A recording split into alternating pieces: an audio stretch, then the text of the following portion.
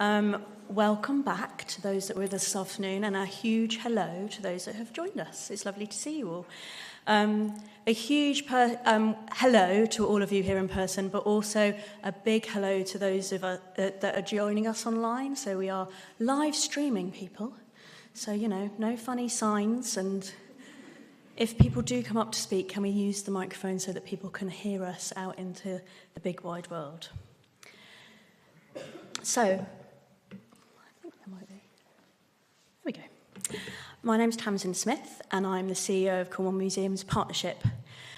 First of all, we would like to collectively thank the Cornwall Heritage Awards funders, supporters, and in particular the team at Cress & Kernow, who have enabled and provided such a perfect setting for the symposium this afternoon and for the awards this evening. This was all achieved at incredibly short notice, so a huge thank you. I'm trying to see if I can see them in the crowd, but thank you very much. Thank you. Thank you. While we're delighted to be here, we were deeply saddened by the news of Heartland's closure. As I'm sure we're all aware, this continues to be a difficult time for the wider cultural sector, with many people facing difficult decisions. Our thoughts have been with all the staff and the surrounding community who have been impacted. And, as you can imagine, the Cornwall Museums Partnership team can really relate closely to this recent experience. Since we all gathered here last year for these much valued awards, I always think they're the highlight of the Cornish calendar. It's fair to say that we've shared many challenges within our sector. Yet, in these unsettling times, our local museums and heritage sites play such a vital role in supporting communities by engaging them with spaces and places, people, collections, and their stories. Museums, in their broadest sense, are an essential sanctuary for curiosity and inquiry, prompting and enabling more significant questions and feelings to be explored. Over the last year, CMP has continued to support and champion the ongoing passion and innovation of colleagues working throughout Cornwall and the Isles of Scilly. We've continued to help seek opportunities whilst driving best museum practice, enabling the delivery of high-quality programmes and projects backed up by our values of collaboration and innovation. However, as you're undoubtedly aware, in early 2023, CMP's successful award of National Portfolio Funding from Arts Council England was retracted. A challenging time for all 8 partners in this collaborative bid, CMP, alongside other members, championed the ring fencing of this 1.8 million investment to stay in Cornwall. MC7, a new consortium of Cornwall museums, independently secured monies for their programmes that will take place over the next 4 years. Arts Council England also generally supported CMP's move away from the NPO model with the offer of transition funding, specifically awarded to previous NPOs to wind down or move towards a new operating model. Using this funding, we completed our NPO activity and optimistically sought alternative investment streams and operating models. After months of consultation, extensive strategic business and funding reviews revealed that there was no clear financially viable operating model available to CMP, both within the given timeframe and within the current funding climate. Therefore, the CMP board made the difficult but strategic decision to commence a phased closure of our charity. All team members have been made redundant, and our delivery projects and valued freelance contracts will cease by the end of March. This was an unexpected and at times a very upsetting journey for an organisation that has brought significant investment and resources to our region. But we were all agreed that we would ensure a strong legacy of programmes building on our proven track record and to deliver a positive ending. We decided to tackle closure in a new way. We committed to making our exit an evolution, as proactively supportive and human-centred as possible. Importantly, we set out together to continue a legacy of good practice and, where possible, to find new, fitting, adoptive homes for CMP's active strands of work. Through openness, generosity and compassion, we're also delighted to have facilitated relocations for some of our members of our highly valued team. So, From April, Cornwall Council will be the home of our brilliant Museum Development Officer, Steph, who will be joining the culture team. From there, Steph will continue to deliver support and provide her expert advice through the South West Museum Development Programme funded by Arts Council England. And she will manage the wider cultural programme funded through Cornwall Council's Cultural Investment Programme. The St Ives Digital Town Trail, funded through Central Government's Town Deal programme, will be further developed and delivered by the Leach Pottery. The Citizens Curators Learning Portal will continue to be perfectly steered by a co-creator of the project, Tamina Goskar, at the Museum of Cornish Life. All of us involved will look forward to seeing the evolution of other areas of CMP's work, including the work with the brilliant team at Carefree Cornwall, the Museum of Carefree and the Culture Card projects, the powerful work with Black Voices Cornwall and Museum X in the creation of the documentary To Whom Did This Belong, and the brilliant partnership with freelancer Claire English on our trainee curators programme. As for the brilliant talent of the others within the CMP team, I'm delighted to share that most of us have unsurprisingly been swiftly appointed to exciting new roles. We know that these new beginnings will allow their skills and experience to flourish and develop in various and rewarding ways. I wish to say some very sincere and grateful thank yous to our funders and partners who have enabled CMP's vast portfolio of rich and impactful projects and programmes over the years. You include Cornwall Council, Arts Council England, Ragdale Foundation, Art Fund, South West Museum Development, National Lottery Heritage Fund, Dolverton Trust, Ars Electronica, Doors, Museum X, Carefree, Queer Kerno and Black Voices Cornwall. Since 2015, this has collectively unlocked 8.1 million for the sector, and through CMP, this was invested into research, projects, activity, convening and supporting 17+ museum and heritage settings across Cornwall and the Isles of Scilly. Extraordinary thanks must also go to our past and present trustees and team, in particular to our co-chairs Sarah Matson and Zoe Partington, who have provided CMP and myself with their unwavering support and compassion through these challenging last few months. Our heartfelt thank you must also go to all of you, to all the museums and heritage sites, as individuals, teams and volunteers. CMP has had the deep privilege of collaborating with you all over the last 9 years. Our aim, once we made the decision to close, was that the legacy of CMP would continue to have meaningful social impact through the new host organisations, all for the benefit of museums and heritage settings across Cornwall and the Isles of Scilly. We're really proud that we've achieved this. So, CMP's closure is a story of teamwork, of collaboration, resilience, hope, opportunistic thinking, empathy and integrity. At this pivotal point, we can look forward to exciting new beginnings and celebrate what CMP has achieved since 2015 rather than what it has lost. I feel honoured to have gone through this journey with the support of the CMP board, committee members and our wonderful team.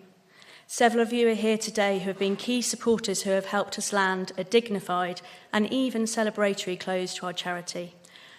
I hope other organisations may find our blueprint in some way inspiring when facing unexpected change. Let us all remember what brings us together and connects us. Our collective passion for heritage, culture and creativity, and the importance of integrity, innovation, inclusion and collaboration in making a positive change for our local communities. Thank you. And now, on to the important and exciting section of the day.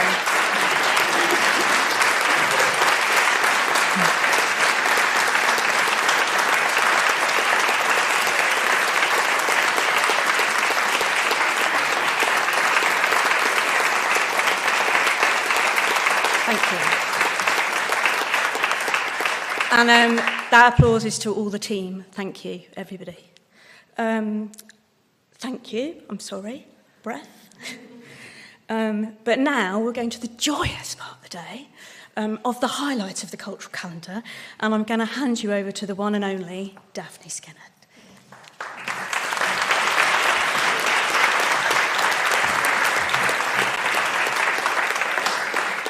Tamsin, thank you very much, and hello everybody, not only here in the room but also wherever you are across the world, because we're here at Crescent Kerno. We're also virtual as well, and as you heard Tamsin say, if you are lucky enough to be a winner, then please make sure that you have a microphone and you talk into it, otherwise you won't be able to be heard. And my glamorous assistant, Henry, will hand you the microphone. So there we go. Now, tonight's awards are brought to you by Cornwall Museums Partnership and South West Museum Development. The Cornwall Heritage Awards are supported by Arts Council England and Cornwall Council. And special thanks to sponsors, the Cornwall and West Devon Mining World Heritage Site, University of Exeter's Department of Humanities and Social Sciences, Cornwall, and the Institute of Cornish Studies. Also, not forgetting Rodder's Creamery. I mean, where would we be without that clotted cream? I'm delighted to be here on behalf of BBC Radio Cornwall, and thank you also to media partners Chaos Digital, who are running around and taking lots of pictures and filming as well. So do join in on social media. The hashtag this evening is CHA24. CHA24. And so on to the awards. Just a reminder that all museums and heritage organisations nominate themselves for each award. Judging took place in November by a wonderfully diverse range of heritage professionals and experts in their fields, representing the Museums Association, the Association of Independent Museums, the University of Exeter, the University of Falmouth, Cornish Maids, Carefree, Queer Kerno, and the Climate Museum UK. And we're delighted that so many of the judges could join us in person this evening. I think you all deserve a round of applause, because it's not an easy thing to judge something like this.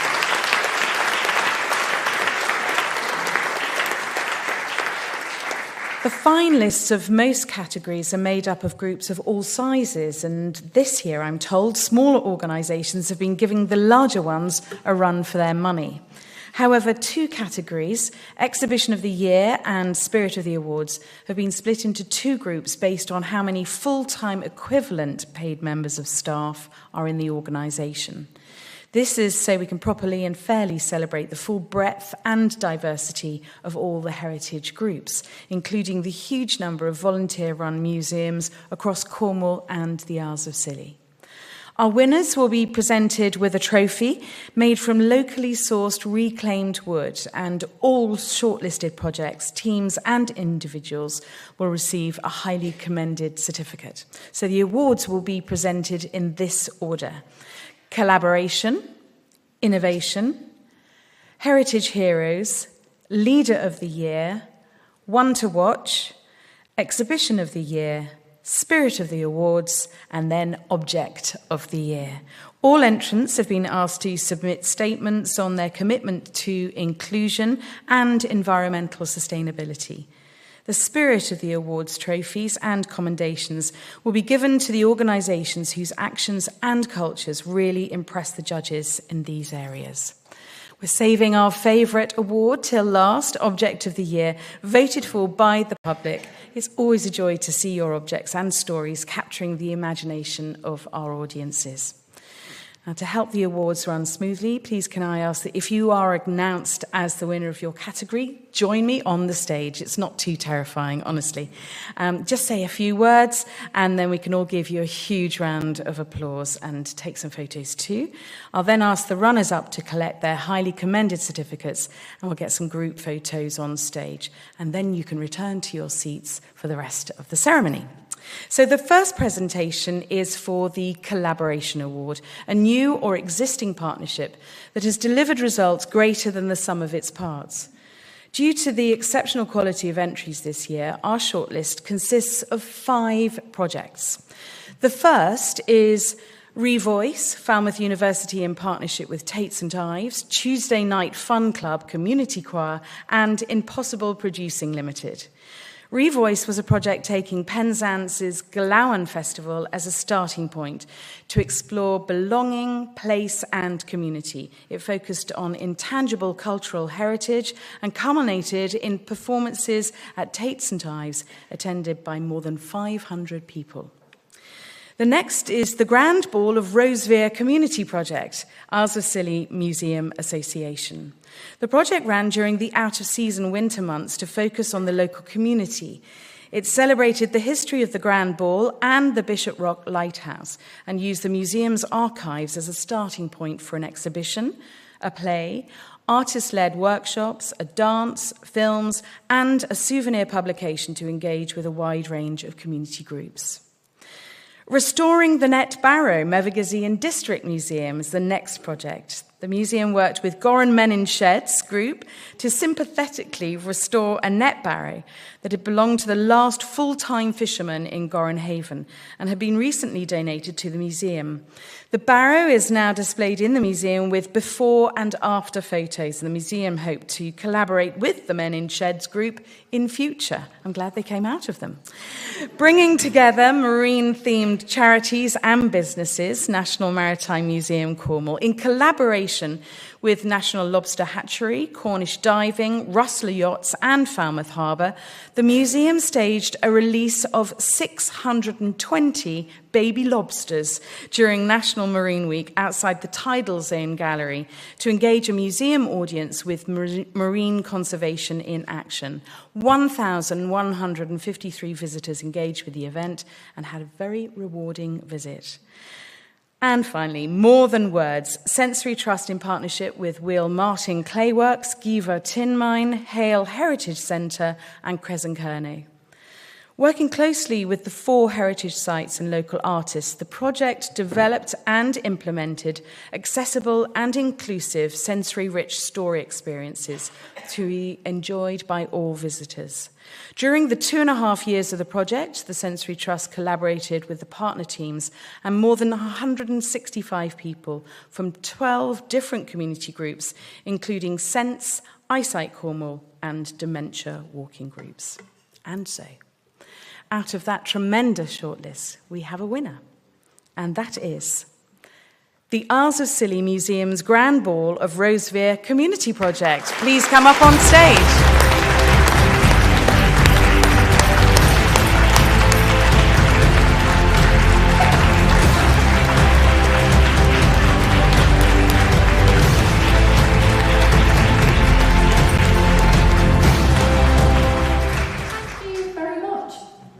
Just amazing. It was an incredible project. I was so proud of it. It was really a deeply embedded community project. Thank you, Museum. Thank you, Tammy. Don't know, what else do you want to say? Just thanks to Beck for being brilliant, bringing that high standard of artistic know-how, gut. It's just something magical. And to work with quality artists on that tiny island and really enhance what we're offering is what it's all about. It was wonderful, and that's thanks to these guys. And just to all the people watching on Scilly, well done.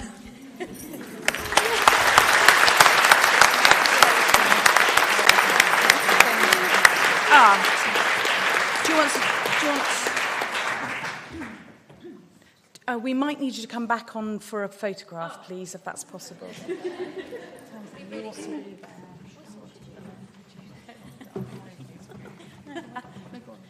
Come on.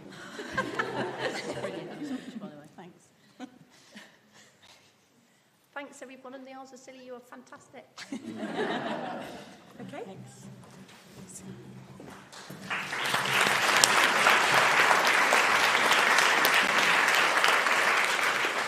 So that's how it's done. Thank you, congratulations. And please can all our runners up from Falmouth University, Mevergazine, National Maritime Museum and Sensory Trust come up to collect your certificates.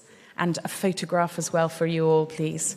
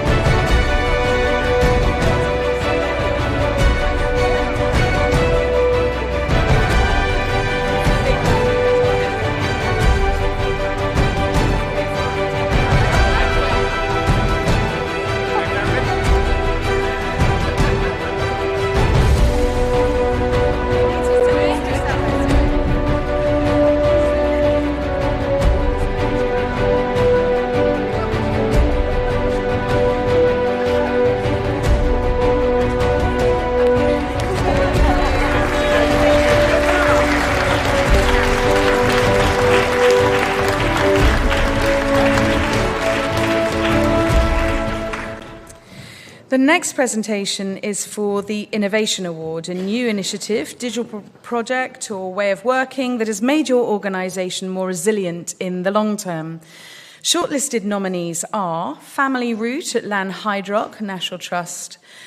At Lanhydrock, the project team created a young person-centric visitor offer by separating a section of the house, creating interactive spaces and redressing the previous gender imbalance using material from original letters and diaries. They worked with a focus group of young staff members who challenged and invigorated their cultural practice to achieve an innovative and authentic visitor experience. This was not only new for Lanhydrock, but is groundbreaking within the National Trust and in country house museums as a whole. Taking the castle to the community, the Castle Heritage Centre in Bude. Following the appointment of the new role of outreach officer this year, the castle developed new outreach sessions to take key collections and stories from the museum out to schools, residents of care homes, and supported housing to share knowledge and memories. Feedback has been overwhelmingly positive, and it's clear that the sessions provoke happy memories and have a positive impact on well-being. And music nights. Wheel Martin Clayworks. Wheel Martin recognised the need for an accessible cultural venue in mid-Cornwall and capitalised on the beautiful acoustics of the atrium. Using a pay-what-you-can model, the museum has hosted 14 music nights this year, bringing a range of locally based bands to a new audience in the area. The music nights have provided an opportunity to work with and promote many local Cornish artists, some of whom are well established and some of whom are just getting started. This innovation has balanced income generation with affordability and meeting local cultural and social needs. And so, the winner of the Innovation Award is the Family Route at Lanhydrock.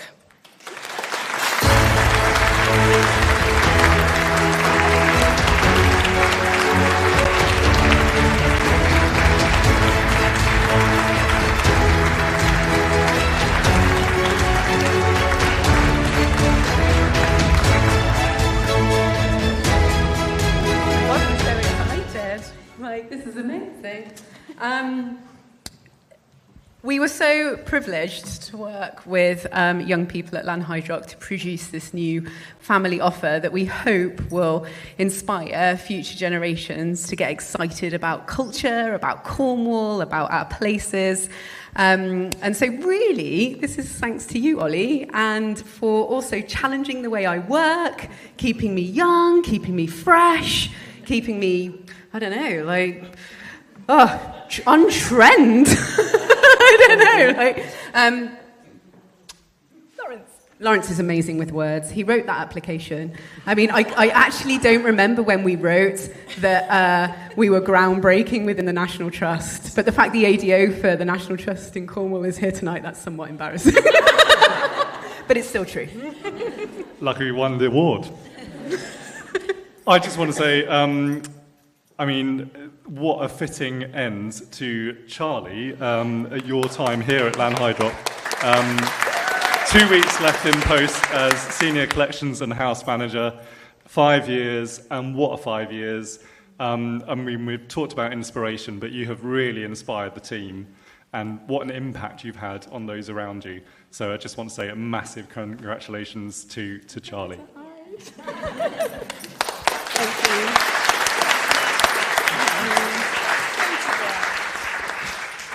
Oh. Oh, sorry. Great. Thank you. Henry, thank you. Then please can we have the Castle and Will Martin up to receive your certificates.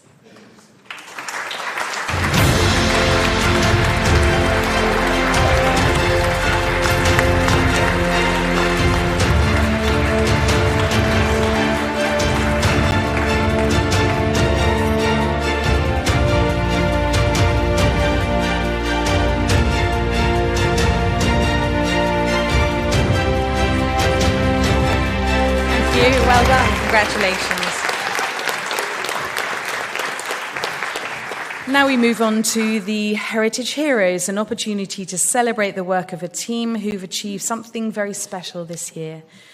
Jeremy Brown and Tammy Bedford, Isles of Scilly Museum Association, as freelance arts workers wearing many different hats, Jeremy and Tammy have developed the cultural infrastructure on Scilly and consistently supported and added value to museums' offer using their extensive expertise and networks. They're magnificent brokers, building partnerships and projects that deliver above their weight, this year including, as we've already heard, the Grand Ball, Creative Scilly, Festival of Nature, Night at the Museum, guided walks, a community research network project, young curators field trips, and invaluable contribution via the activity plan and pilot projects, the development of the new cultural centre and museum. Cres and Kernow volunteer team, Archives and Cornish Studies Service. This year, 74 volunteers have contributed 6,387 hours across our service, helping to provide access to and interpretation of our collections. Not only do they provide huge added value to the service, their energy and enthusiasm brings an exciting buzz to Cres and Kernow. Dedicated groups work across preservation, cataloguing, family history, and the garden and grounds. They're the most dedicated team and are fully embedded in the service. Penley House Learning Volunteers, that's the house, gallery and museum. The learning volunteers are involved in all areas of the learning programme and enrich it hugely through their dedication and sharing of expertise and experience. This year, they've supported development of new Romans and Celts in Cornwall school sessions, reached 250 children and young people through Saturday activity sessions, and undertaken extensive clean-up and redecoration of the learning space in the coach house, as well as supporting regular sessions for schools, families, outreach, and arts and health workshops. The learning volunteers have worked so hard this year to improve and increase the reach of the learning sessions with their continued commitment, enthusiasm, and talent. And so we move on to the announcement of the winners of Heritage Heroes. We travel to the Isles of Scilly, to Jeremy Brown and Tammy Bedford.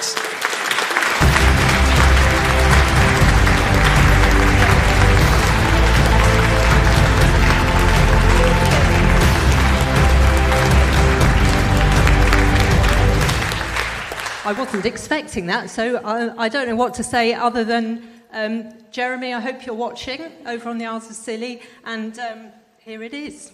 I'll bring it over. Thank you very much. Congratulations. Photograph.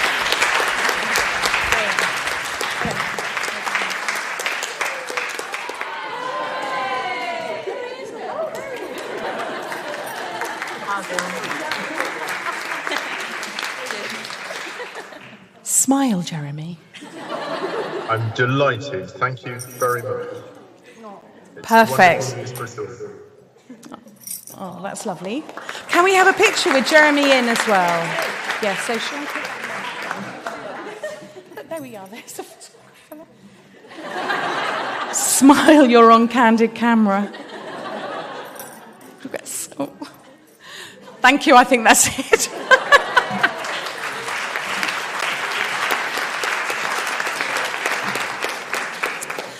So now it's time for the volunteer team at Cres and Kernow and the learning team at Penley to come up onto the stage and receive your certificates. Congratulations to you.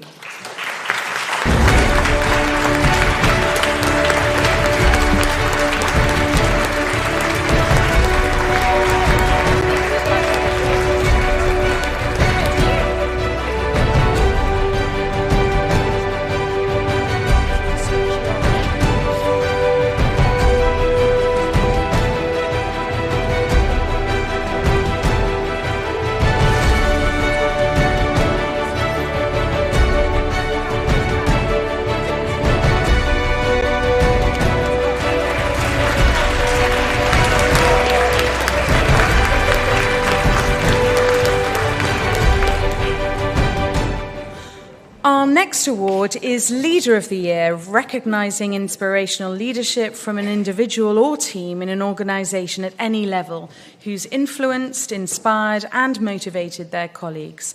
Nominees are Martha Broadhurst and Anne Tudor, Isles of Scilly Museum Association.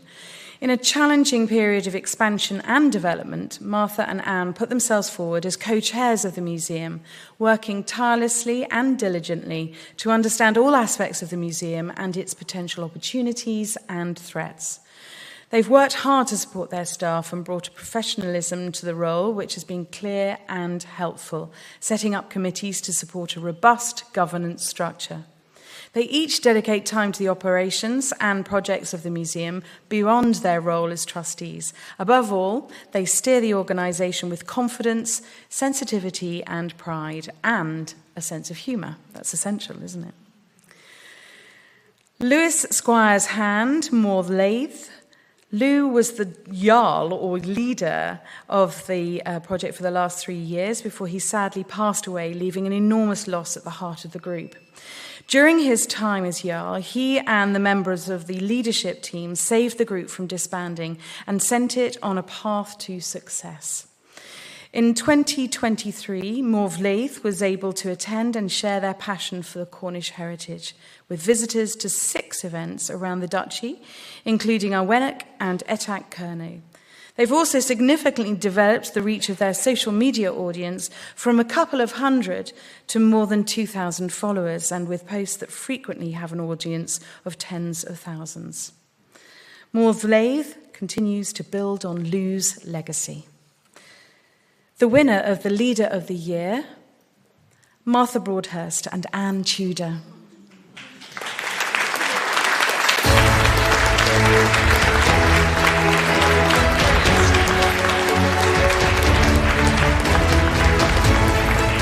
We think they might be on screen.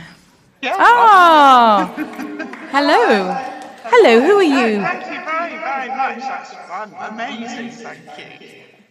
Is that Anne or Martha? Yeah, it's Anne. Anne. Hello, Anne. That's good.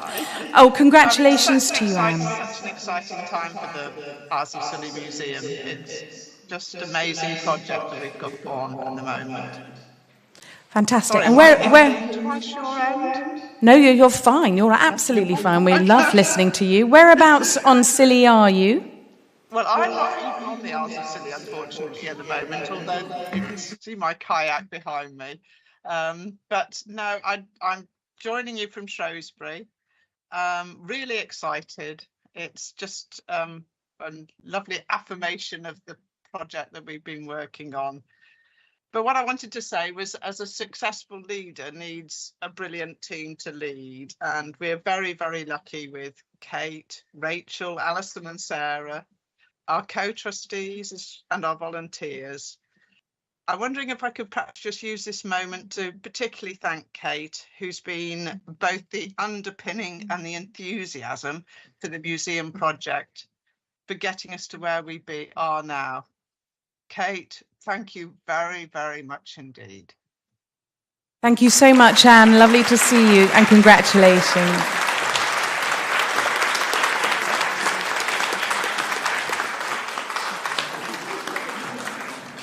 I think you're going to be charged by the Isles of Scilly Sky Bus for all of the trophies you're taking back. You know, it's adding quite a lot to your luggage allowance, isn't it?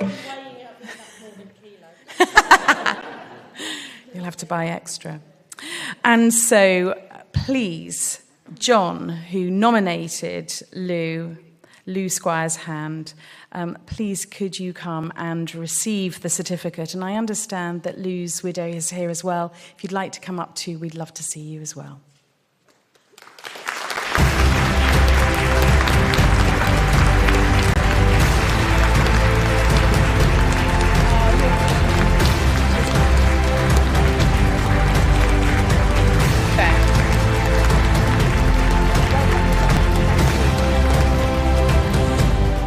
Our next award is one to watch, which gives us all a chance to say thank you to a young volunteer aged under 25 for their outstanding contribution to a heritage organisation.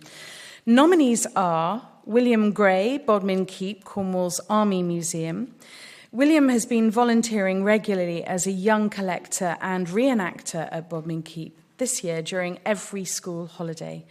As a keen collector of 1930s to 50s uniform, kit and firearms, William has shared his passion with other young people, creating a safe and engaging environment to discuss and explore their shared interests. In doing so, he's inspired audiences of all ages and backgrounds to engage with history and understand the role of museums in preserving our culture and heritage.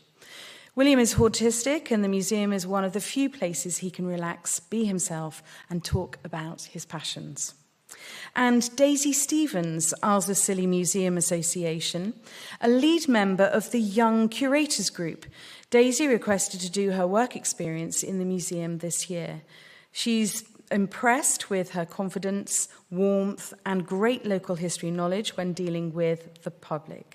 She's worked across all areas of the museum's operations, including contributing to the development of the new cultural centre and museum. She continues to volunteer and is developing an in-school satellite exhibition of museum artefacts. Congratulations to both of those nominees. The winner of One to Watch is William Gray.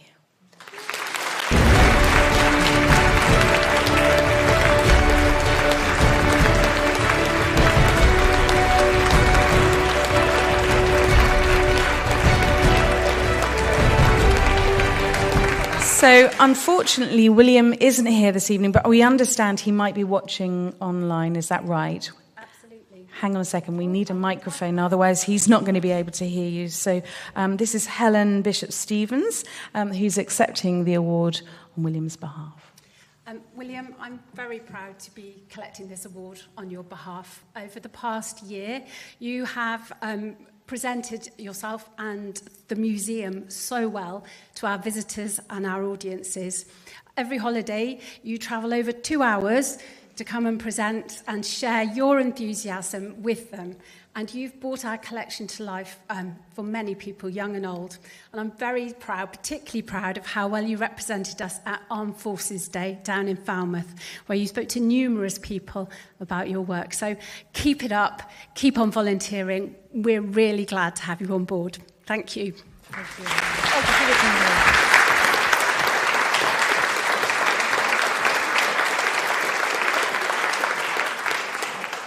And so, congratulations to Daisy. Please, could you come up onto stage? Daisy, thank you for your hard work as well.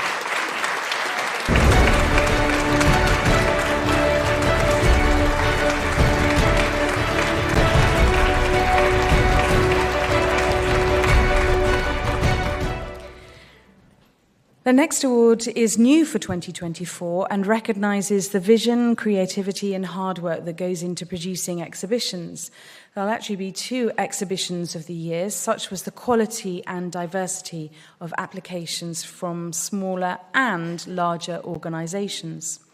The shortlisted exhibitions from larger organisations are The Legend of King Arthur, a pre-Raphaelite love story touring exhibition, Falmouth Art Gallery. This exhibition was the single biggest exhibition that Falmouth Art Gallery has ever undertaken in terms of scope and significance.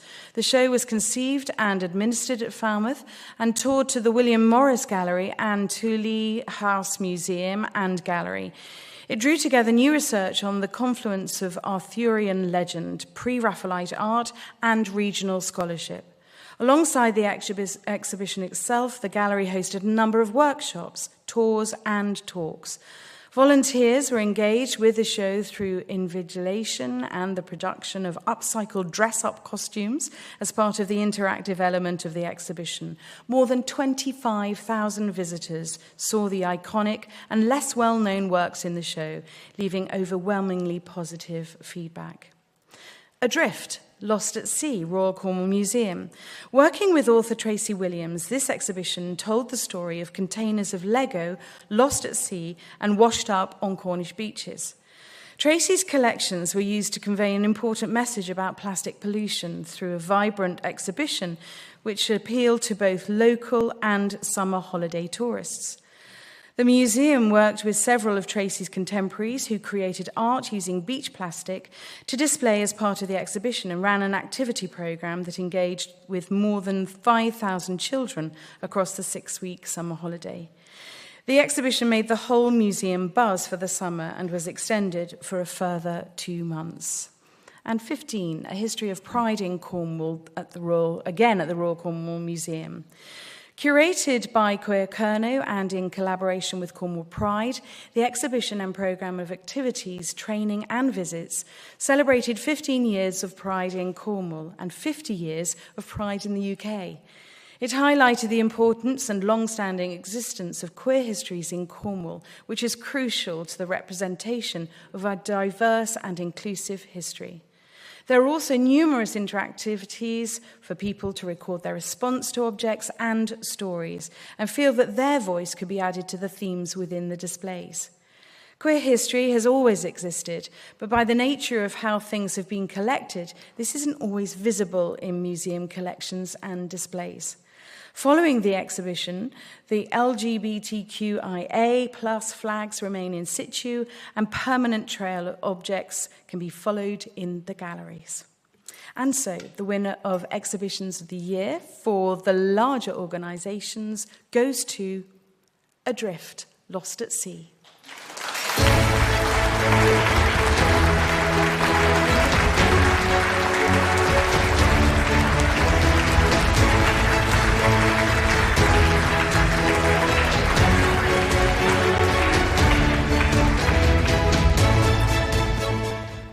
Thank you very much. It was a really fun exhibition. It looked fun. It was fun to put on. We did the really fun bit. We did the family engagements. That was great. I promised the collections team, big shout out to them. They did the not so fun bit, which was curating many objects that had been in the sea for a long time. And I'm reliably informed by Jenny Walcock, our collections manager, they had a certain aroma. So that bit wasn't fun. I promised I'd mention that. Huge thank you to Tracy Williams for lending us all her stuff, her fabulous ideas, her fabulous flat lays. And yeah, we're really glad it was well received and well enjoyed. I don't have a lot more to add. I feel like Kate said everything. But yeah, thank you for Tracy and Jenny as well. Yeah. Thank you.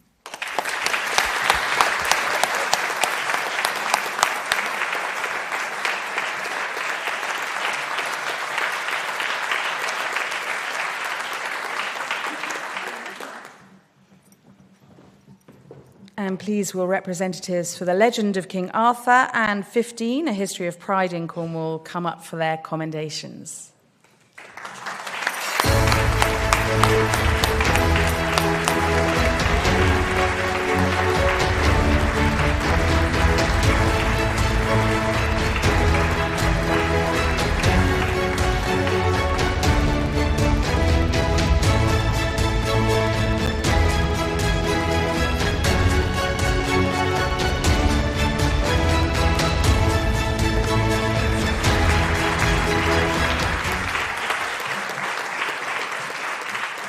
The shortlisted exhibitions from smaller organisations are Snooker in Mevergizy District Museum.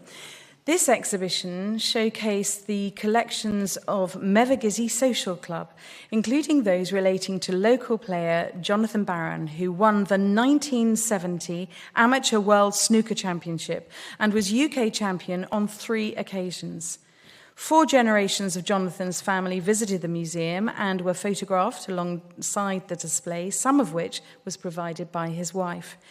The exhibition proved a great success with visitors from around the world, some of whom had family connections and others who were snooker enthusiasts, and its run was extended from 2 months to the whole season.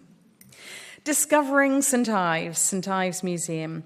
The museum felt passionately that the story of how St Ives emerged as a major artists' colony has not been fully told in the town, and so staged their first exhibition for many years. In collaboration with art historian David Tovey, the exhibition showed from 1830 to 1890, described how St Ives changed from a little-known fishing and mining town to an important artistic colony and told the stories of many of the early artists and what motivated them to visit the town. It was an outstanding success, increasing footfall by 30%, with new audiences specifically attracted to the museum by the exhibition. Flotsam and Jetsam, Saltash Heritage.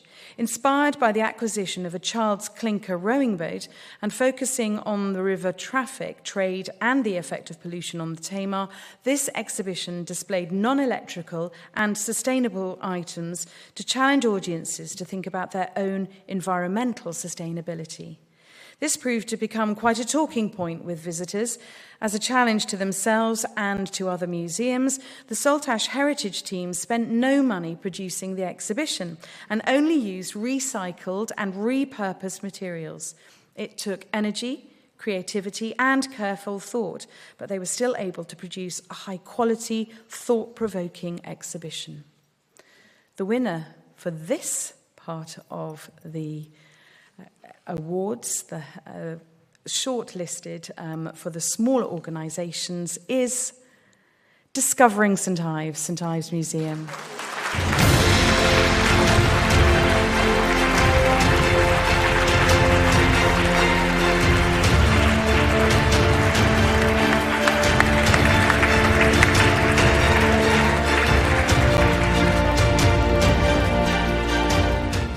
Hello. Well, what can I say? Big surprise for us to win this. This is a new team down in St Ives, and they've worked extremely hard in supporting me and enabling us to put this exhibition together. It couldn't have been done without the support of David Tovey, and I'm sure those of you that know the work of David will realise that we had really expert support. But the visitors liked it, and hopefully we will continue to bring more of this story of early art to St Ives. Just a couple of things to add. Firstly, actually, now we've done the sums, our visitor footfall was up by nearly 70%, not 30%. Secondly, he's too modest to admit it, but this was very much Andy's passion in conjunction with David, and without him it would not have happened and would not have been anything like the success that it has been. And finally, now we're in 2024, come to St Ives Museum and see Capturing the Light, St Ives Artists 1885 to 1914, which is our second of these exhibitions and hopefully will be equally successful. Thank you very much.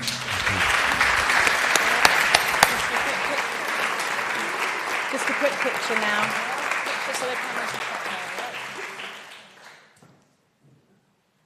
Brilliant. Well done.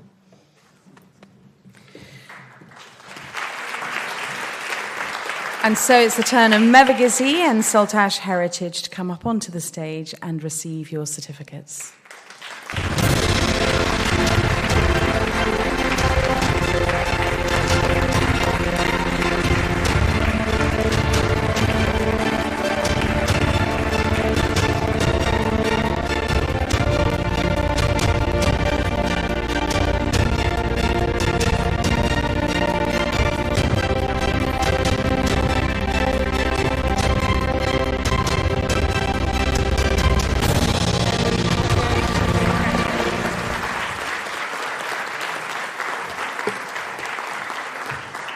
Our penultimate presentations go to the larger and smaller organisations who've really demonstrated the spirit of the awards. That is, commitment to environmental sustainability and inclusion. These awards are kindly sponsored by the Cornwall and West Devon Mining World Heritage Site. Now, before we present the awards, however, I've got a little treat for you. Last year, several organisations demonstrated exceptional commitment to environmental responsibility and addressing the climate crisis. The team at CMP and Chaos have worked with these organisations to produce 4 short films to celebrate what they've already achieved and to challenge and inspire other museums and galleries to take action. The films from Newlyn Art Gallery and The Exchange, Mevagizi and District Museum and Saltash Heritage will be screened at events later this year. The Castle Heritage Centre, Bude, won the Spirit of the Awards last year for their role in a town-wide effort to make Bude a greener place to live and visit. Tonight, I'm delighted to present the Castle's film, in which heritage curator Janine King explains their approach.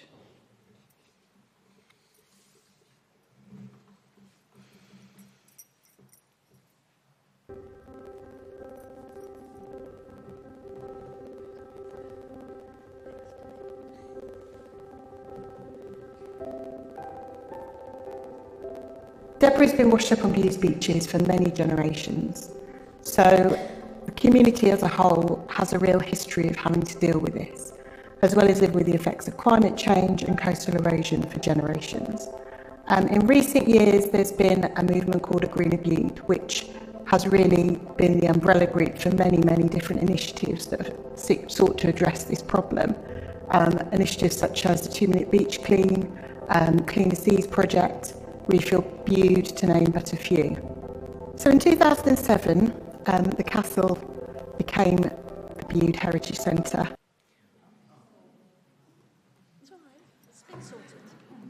I think it might be being sorted out. We had a little problem with the sound there, didn't we? Do you want me to sing? No. No. No, you don't, actually. No, this is going to be much more interesting, honestly. Let's try again.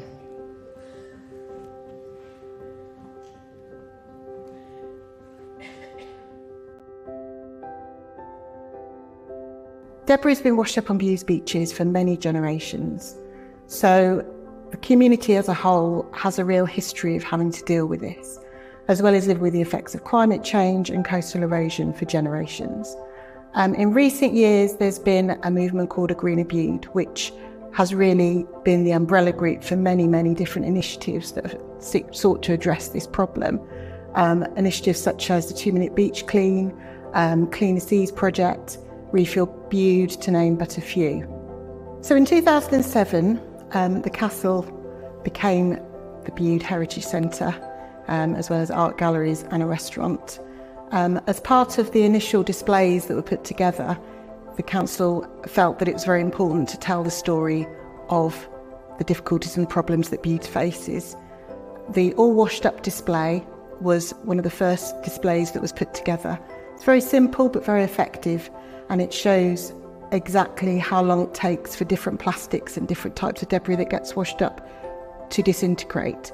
It's used a lot by schools, by visitors alike, and really it was put together to educate visitors and also acknowledge the problem for local people as well. As well as that display, we've also had, since 2007, since we've opened, displays on climate change, displays on coastal erosion, the dangers of plastics to sea life, and all of these things really are really important for our Heritage Centre and for our visitors. So the Castle Heritage Centre is owned and maintained by Bude Stratton Town Council, who have a very strong environmental ethos, and it's something that is embedded in everything that they do.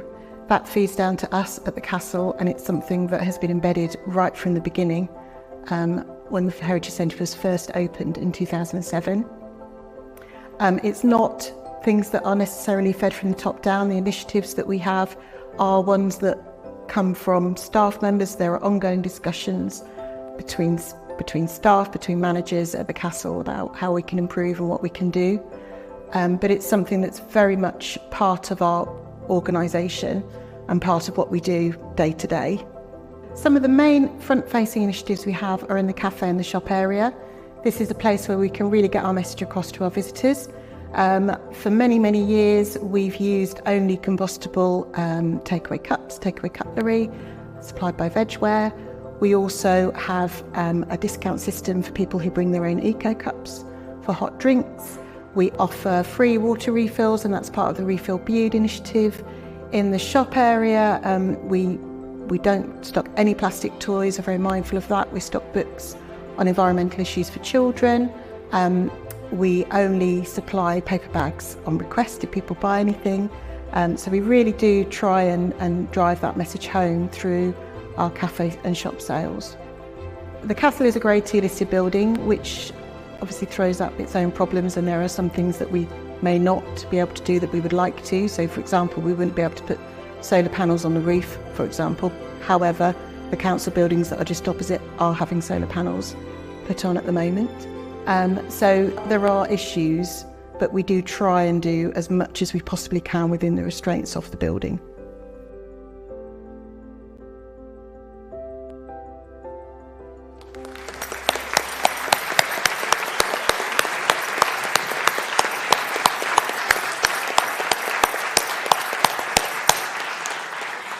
Janine, you're a film star. You didn't watch one bit of that, did you? Your head was down for all of that, but we all thoroughly enjoyed it. And thanks so much to Chaos for producing such a lovely film, and to everyone as well at the Castle Heritage Centre for sharing all of the work that you do. Well, now back to this year's Spirit of the Awards. All entrants to the Cornwall Heritage Awards were asked how they're working to become more inclusive, accessible and welcoming, and what they're doing to become more environmentally sustainable. Spirit of the Awards has been judged by members of the Cornwall and West Devon Mining World Heritage Site, assisted by experts in environmental responsibility and inclusion and accessibility in museums. We'll award certificates of commendation first, and then the trophy to the winners. For the larger organisations, the judges would like to offer certificates of commendation to Penley House Museum and Gallery and Wheel Martin Clayworks. Congratulations to both of you for your efforts. Please come and get your certificates.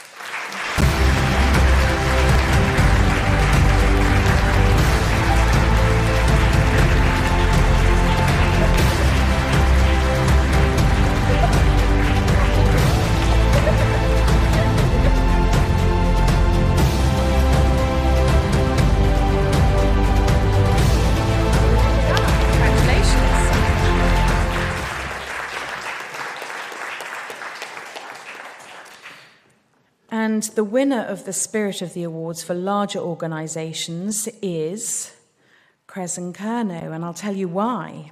The judges were impressed by the overall dedication to inclusive and equitable practice. The building's been designed to be welcoming and inclusive, and you continue to work with organisations such as Disability Cornwall and the Sensory Trust to ensure an ongoing approach to the collections and their use that is inclusive and representative of Cornwall.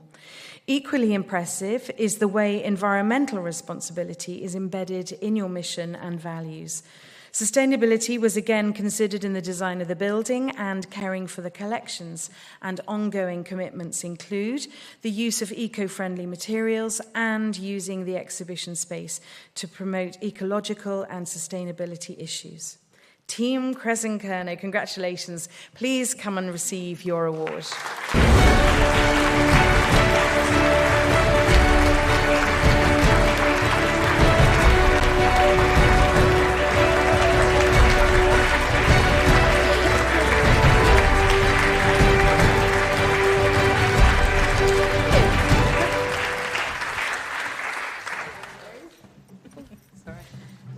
As you can tell, we were not expecting this because Tamsin and I are in our jeans. We're really delighted to have received this and incredibly unexpected. So thank you for everybody who nominated us and for the judges. It's just extraordinary. I'm speechless, which is quite a rare thing if you know me. Yeah. We're so proud of Crescent Kerno and what we've achieved and all the people that helped us get here and still work with us to do this. So, thank you to Claire from the Sensory Trust and, all the other people that work with us to really help with this. Oh, and Abby's at the back. It's brilliant. We're delighted and very shocked. Sorry for the jeans. We didn't have time to change. I know. We'll hide.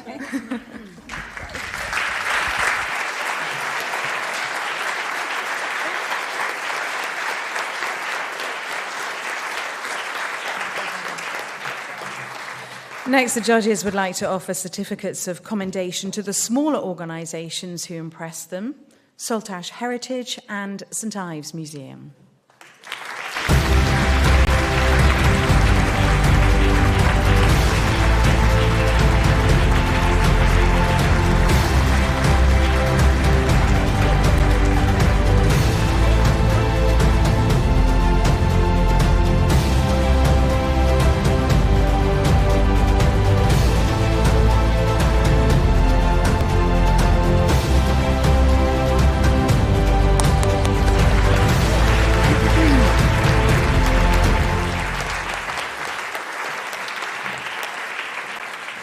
And the winner of the Spirit of Awards for smaller organisations is Mevergizzy District Museum. And this is why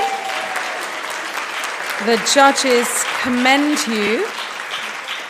I'm just going to read a little bit out as to why you won the award, because the judges commend you for your flexible approach to the diversity of volunteers who run the museum, not taking a one-size-fits-all approach, but adapting, training and development to individual needs. You've made excellent steps and are clearly thinking about best practice. The judges thought you showed a wide range of approaches to the environmental sustainability of the museum in both practical and strategic terms, from reducing waste and changing your banking arrangements to reduce travel, to having a named trustee overseeing your environmental responsibility and programming public engagement around environmental issues. You've made changes and taken action in every area with rigour and passion.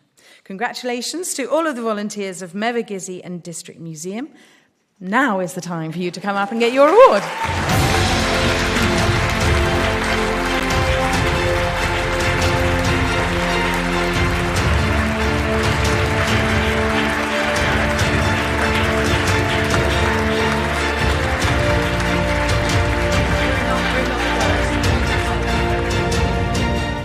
Again, we weren't expecting that, so wow, thank you. Really, it's really great that we've been honoured in that way, because we do really care much about the heritage of Mevergizzy, but also the environment and what we live as well, and we really hope that comes through with the museum and what we do to support all of that, really. So again, thank you very much.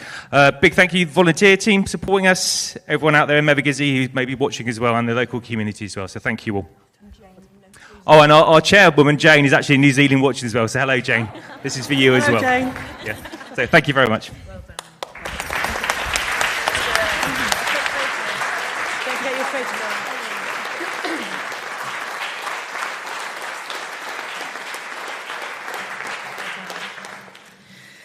And so on to the final category, which is Object of the Year, which has been kindly sponsored by the University of Exeter's Department of Humanities and Social Sciences, Cornwall, and the Institute of Cornish Studies.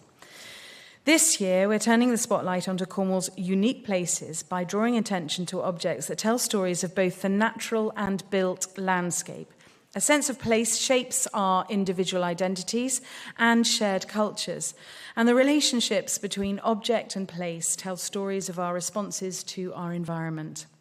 The winner of this category has been decided through an online public vote. Each of these 7 amazing objects tells a completely different story of Cornwall and the Isles of Scilly, from around 5000 BC to the present day. So first of all, Lawrence House Museum Launson, the 1830s Reform Flask.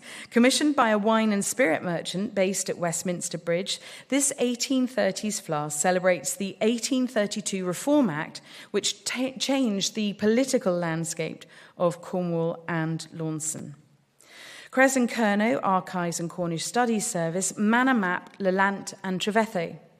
A map of the manor of Lelant and Trevetho in Lelant Parish, surveyed by Charles Moody for William Praed, dated 1820 to 21, drawn in ink and watercolour.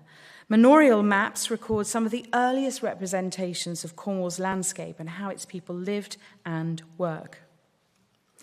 The Castle Heritage Centre Bude, wood from a submerged ancient forest. A preserved piece of a tree trunk from an ancient prehistoric submerged forest, a unique part of the Cornish landscape, unearthed at Crooklet's Beach, the site of one of several submerged ancient forests found throughout Cornwall. Next, it's the Isles of Scilly Museum Association with the Grand Ball on Rosevere Quilt 2023.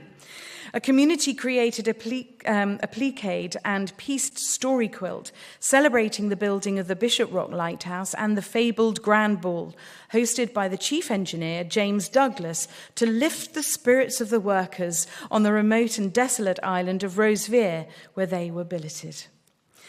The National Maritime Museum Cornwall, Irene, the Falmouth Oyster Punt. Hall Tow Punt Irene was built at around 1950, specifically for use in the Falmouth oyster fishery. It's a unique fishery preserved by bylaws, which ensure that oysters can only be fished by boats powered by oars or sails, which has made it very sustainable for our seascape and preserved a traditional way of life. National Trust Lanhydrock, the Lanhydrock Atlas. This was created in the 1690s, most likely by the famous cartographer Joel Gascoigne.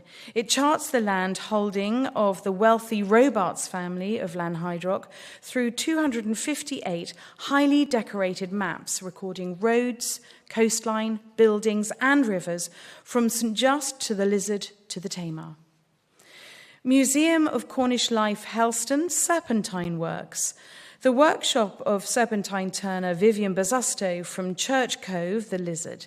Serpentine as a commodity has fallen in and out of love with the public, but this workshop is consistently loved by all of our visitors. More than 1,100 votes were cast and only 3 votes separated the top 3 objects, so it was close. The winner of the Object of the Year 2024 is the Manor Map Lelant and Dravetho. Congratulations again to Crescent Kerno.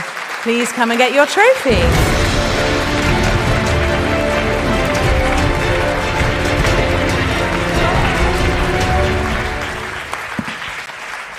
Hello. Thank you. I'm very shocked that the map won. There's so many other amazing objects nominated. These records are sometimes forgotten and misunderstood, so it's just really lovely that it was voted for by the public. Thank you.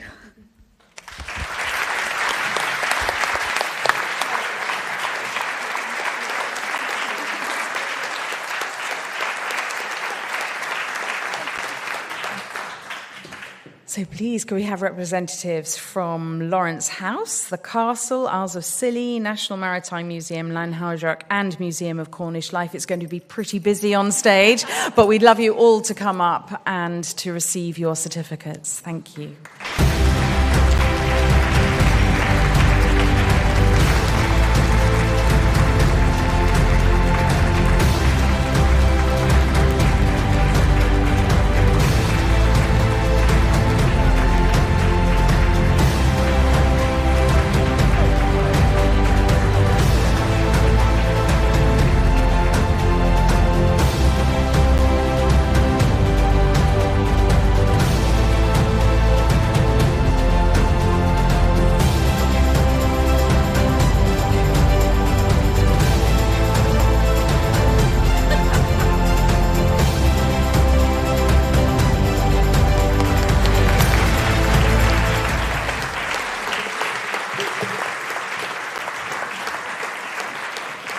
And so that brings the awards to a close. Thank you to our expert judges for making these tricky decisions. Every year we know how close it is and how difficult it must be to choose between these amazing people, projects and organisations. Thank you to the partners and sponsors. Without you, we would not be able to celebrate the achievements like this. And it's so important, isn't it? It's been a wonderful evening. Thank you to all the museums, galleries and organisations who entered the awards this year. Whether you won a trophy or not, please be proud of all that you've achieved. You really do make a difference. Thank you to all the funders and supporters of the various projects, activities and groups that have been talked about this evening. Ongoing investment into the sector and the impact that we are collectively able to make in our communities is so important. And finally, thanks to all of you, not only here, but also online, for attending today and sharing in the celebrations. I really hope that you've enjoyed your evenings and learnt so much about each other and shared stories and shared best practice and things like that. That's definitely the idea of the day. And by the looks of things, you are all ready to have conversations still about what you're doing in all of your communities. Thank you so much for being here. And I hope you have a very safe journey home. And I hope that you've enjoyed this evening. Please give yourselves another round of applause because it's been really wonderful to celebrate. Thank you so much.